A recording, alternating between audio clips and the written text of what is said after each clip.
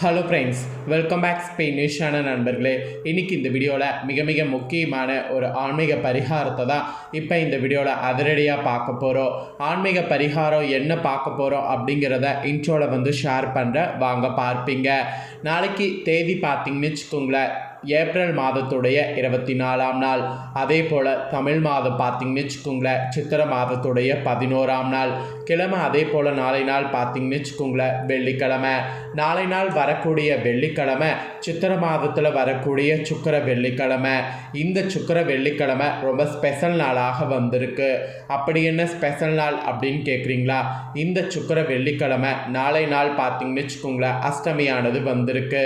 அஷ்டமி நாளை நாள் சாதாரணமாக வரல, வளர்பிறையில் சித்திரை மாதத்தில் வந்திருக்கு.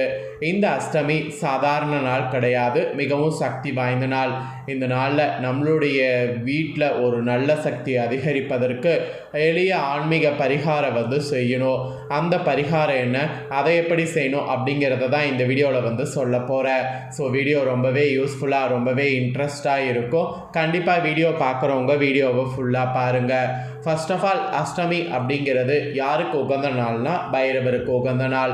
பைரவர் அப்படிங்கிறவர் சிவன் கோவிலில் இருக்கக்கூடிய ஒரு கடவுள், ஈஸ்வரன் பட்டம் பெற்ற ஒரு கடவுள். ஆக்சுவலி இவர் சிவன் கோவிலில் ஈசான்ய மூலையில் இருப்பார். இவருடைய ஸ்பெஷல் என்னன்னா, அந்த கோவிலை நிர்வாகம் பண்ணுறது, அந்த கோவிலை காக்கக்கூடிய காவல் தெய்வமாக திகழ்கிறாரு. எல்லா சிவன் கோவில்லையும் லாஸ்ட் பூஜை பைரவருக்கு தான் நடக்கும். கோவிலுடைய சாவியே பைரவர்கிட்ட தான் ஒப்படைக்கப்படும். அந்த அளவுக்கு கோவிலுக்கு காவலாக திகழ்கிறவர் பைரவர். அப்பேற்பட்ட பைரவருக்கு உகந்த நாள்னா அஷ்டமி என்று சொல்லலாம். அஷ்டமி அன்னைக்கு முறையாக பைரவரை மந்திரம் சொல்லி வணங்கினா அதற்கேற்ற பலன் நமக்கு கிடைக்கும். அதனால தான் சித்திரை வளர்பிறை அஷ்டமியில் நாளைய வெள்ளிக்கிழமை செய்ய வேண்டிய பரிகாரத்தை இந்த வீடியோவில் சொல்ல போகிறேன்.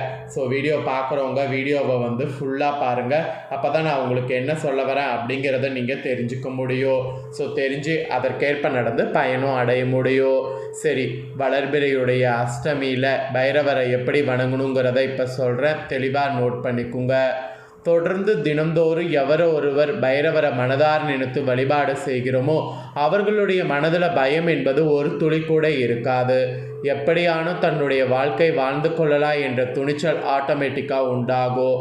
அந்த அளவுக்கு ஒரு பைரவர் வழிபாடு ஒரு வளர்ச்சியை கொடுக்கக்கூடிய வழிபாடு என்று சொல்லலாம். அப்பேற்பட்ட பைரவருக்கு உகந்த ஒரு நாள்னா அஷ்டமி என்று சொல்லலாம். நாளை தினம் வெள்ளிக்கிழமையோடு சேர்ந்து வந்திருக்கக்கூடிய வளர்பிறை சித்திர மாத அஷ்டம திதி. இது மிக சக்தி வாய்ந்தது. காரணம், வெள்ளிக்கிழமை என்பது பைரவருக்கு உகந்த நாள், சுக்கிரனுக்கு உகந்த நாள். கரெக்டாக மாலையில் பார்த்தீங்கன்னு வச்சுக்கோங்களேன், சூப்பரான நேரம் இருக்குது. காலையிலேயும் சூப்பரான நேரம் இருக்குது. அதாவது 10 to 12 அந்த ராகு கால நேரத்தில் தான் சொல்கிறேன். அந்த ராகு கால நேரத்தில் நாம் வழிபாடு செய்தால் அடரடரடா சொல்ல வார்த்தையே இல்லை, அவ்வளோ ஒரு சிறப்பான பலன் நமக்கு கிடைக்கும். ஸோ அவ்வளோ ஒரு சிறப்பான பலன் கிடைக்க என்ன வழிபாடு செய்யணுங்கிறத இப்போ பார்க்கலாமா? நாளை தினம் வெள்ளிக்கிழமையோடு சேர்ந்து வந்திருக்கக்கூடிய வளர்பிறை அஷ்டமி. இந்த அஷ்டமியில் ராகு கால நேரம் நான் சொல்லியிருக்கல, அந்த 10 to 12 அந்த நேரத்தில் பைரவர் வழிபாடு செய்தால் நம்ம வாழ்க்கையில் இருக்கக்கூடிய தீர்க்க முடியாத கஷ்டங்கள் எல்லாம் தீரும் என்பது நம்பிக்கை. வளர்பிறை அஷ்டம திதியில் பைரவரை வழிபாடு செய்தால் செல்வ வளம் உயரும், அதில் எந்த டவுட்டும் வேண்டாம். முன்னேற்றத்திற்கு தேவையான அத்தனை வேண்டுதலையும் நீங்கள் பைரவர் இடத்துல வைங்க. நல்ல வேலை கிடைக்கணுமா, நல்ல தொழில் தூங்கணுமா, செய்யக்கூடிய தொழில் லாபத்தை கொடுக்கணுமா, இந்த மாதிரி உங்கள் முன்னேற்றத்திற்கு அவசியம் என்ன தேவைப்படுகிறதோ அந்த ஒரு கோரிக்கையை நாளை தினம் பைரவரிடம் நீங்கள் வைத்து வழிபாடு செய்யுங்க. இது பொதுப்படையான விஷயம், பெரும்பாலும் எல்லாருக்குமே இது தெரியாமல் இருக்கும். ஸோ தெரியணுங்கிறதுனால தான் இதை நான் உங்களுக்கு இவ்வளோ தூரம் சொல்கிறேன். இது தவிர செல்வ வளம் அதிகரிக்கவும் நாளை தினம் செய்ய வேண்டிய ஒரு பரிகாரம் இருக்குது. அந்த பரிகாரத்தை இப்போ பார்க்கலாமா? வாங்க. பைரவருக்கு உகந்தது என்றால் புனுகு. புனுகு வாசத்திற்கு பைரவர் உடனடியாக மயங்கி விடுவார். ஸோ தரமான ஒரு புனுகு டப்பாவை நாளை நாள் நாட்டு மருந்தில் கேட்டு வாங்கி கொள்ளுங்க. அதோடு எலுமிச்சை பழமும் ஒன்று வாங்கிக்குங்க. இந்த இரண்டையும் வாங்கி பைரவர் சன்னிதானத்திற்கு எடுத்து செல்லுங்க. கூடவே செவ்வரளி பூக்கள் வாங்கி எடுத்துக்கொண்டு செல்லுங்க. பைரவருக்கு செவ்வரளியால் மாலையை சாற்றுங்க, ரொம்ப ரொம்ப நல்லது. எலுமிச்சை பழத்தையும் புனுகையும் கோவில் அர்ச்சகரிடம் கொடுத்து அந்த 2 பொருளையும் பைரவர் பாதத்தில் வைத்து அர்ச்சனை செய்து தரும்படி சொல்லுங்க. உங்கள் பெயர், நட்சத்திரம், கோத்திரம் அனைத்தையும் சொல்லி பைரவருக்கு அர்ச்சனை செய்து நீங்கள் கொடுத்த அந்த புனுகை எலுமிச்சப்பழம் 2ஐயும் மீண்டும் பெற்றுக்கொண்டு வீடு திரும்புங்க. இந்த வழிபாட்டை 4 தினம் ராகு கால நேரத்தில் செய்வது மிக மிக சிறப்பு. 10 to 12. இப்படி கோவிலுக்கு செல்லும்போது பைரவருக்கு 2 நெய் தீபமும் ஏற்றுங்க. சரி, இப்போது வாங்கி வந்த புனுகை எலுமிச்சை பழத்தையும் என்ன செய்வது அப்படின்னு பார்த்தீங்கன்னா, வீட்டுக்கு கொண்டு வந்து பூஜையில் வைத்து அந்த எலுமிச்சை பழத்தை பைரவராக பாவித்து கொள்ளுங்க. அந்த புனுகை எடுத்து அந்த எலுமிச்சை பழத்தின் மேல் தடவி எலுமிச்சை பழத்தை ஒரு மஞ்சள் நிற துணியில் வைத்து உங்கள் நிலைவாசல் படியில் கட்டி விடுங்க. இதை 4 நாள் செய்துட்டிங்கன்னா 48 நாட்களுக்கு இந்த எலுமிச்சை பழம் அப்படியே உங்கள் வீட்டு நிலைவாசல் படியில் இருக்கட்டும். உங்கள் வாழ்வில் இருந்து வந்து அத்தனை பணம் சம்மந்தப்பட்ட கஷ்டமும் வருமான சம்மந்தப்பட்ட கஷ்டமும் படிப்படியாக விலகும். வீட்டில் இருக்கக்கூடிய கடன் தானாக வெளியே ஓடிவிடும். வீட்டுக்குள் வருமானம் வந்த வண்ணம் இருக்கும். இந்த எலுமிச்சை பழம் முடிச்ச கட்டும்போது, பைரவா எங்கள் வீட்டை காவல் தெய்வமாக நீதான் இருக்கணும். எப்படி அந்த சாட்சாத் சிவனுக்கு காவலாக இருக்கிறியோ அதுபோல் என் வீட்டுக்கும் நீ தான் காவல் தெய்வமாக இருக்கணும் அப்படிங்கிற மாதிரி சொல்லியே வந்து கட்டுங்க. 48 நாள் கழித்து முடிச்சு கழட்டி ஓடக்கூடிய நீரில் அல்லது ஊருக்கு ஒதுக்குப்புறமாக கால்படாத இடத்துல போட்டு விடுங்க. வீட்டுக்குள் செல்வ வளத்தை அதிகரித்து கொண்டே இருக்க வேண்டும் பைரவாய் என்று பிரார்த்தனை செய்து நம்பிக்கையோடு 4 நாள் கட்டினால் நிச்சயம் நல்லது நடக்கும். இதை வந்து அந்த ராகு கால நேரத்தில் செய்திருங்க, அதுதான் உங்களுக்கு பலன் அதிகமாக கிடைக்கும். ஸோ நாளைய அஷ்டமியில் கிரகங்களால் 12 ராசிக்கும் என்ன பலன்கிறத சொல்கிறேன், அதையும் நோட் பண்ணிக்கோங்க. ஃபஸ்ட்டு மேஷராசி. மேஷராசிக்கு வெற்றி வாகை சூடுவீங்க. வேலையில் வியாபாரத்தில் சுறுசுறுப்பு செயல்படுவீங்க. வரக்கூடிய சின்ன சின்ன பிரச்சனைகளை கூட சுலபமாக எதிர்கொள்வீங்க. திறமை வெளிப்படக்கூடிய நாள். சோம்பேறித்தனம் விலகக்கூடிய நாள். இறைவனுக்கு நன்றி சொல்லுங்க. இயலாதவர்களுக்கு உதவி செய்யுங்க. 2வது ரிஷபராசி. ரிஷபராசியை பொறுத்தவரை கொஞ்சம் மனக்கவலை இருக்கும், சிந்தனை இருக்கும், தேவையற்ற குழப்பம் வரும். வேலையில் வியாபாரத்தில் நிதானம் தேவை. முருகர் வழிபாடு செய்தால் வரக்கூடிய பிரச்சனையிலிருந்து தப்பிக்கலாம். 3வது மிதுன ராசி. மிதுன ராசியை பொறுத்தவரை மனபயம் இருக்கும், பதட்டம் இருக்கும், உயர் அதிகாரிகளோடு வாக்குவாதம் வர வாய்ப்பு இருக்குது.